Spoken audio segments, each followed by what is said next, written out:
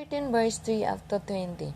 Jesus, knowing that the Father had given all things into his hands, and that he had come from God and was going to God, rose from supper and laid aside his garments, took a towel and girded himself. After that he poured water into a basin and began to wash the disciples' feet and to wipe them with the towel with which he was girded. Then he came to Simon Peter, and Peter said to him, Lord, are you washing my feet?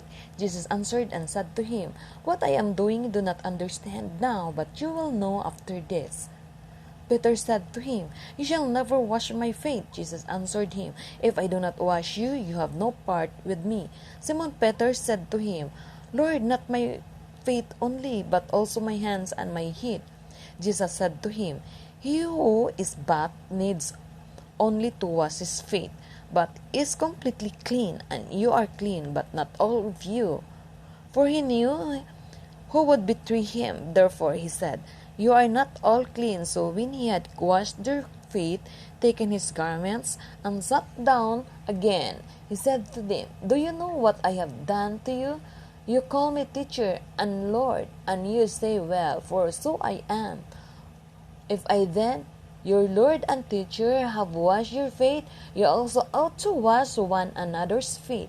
For I have given you an example, that you should do as I have done to you. Most assuredly, I say to you, a servant is not greater than his master, nor is he who is sent greater than who is sent him. If you know these things, blessed are you if you do them.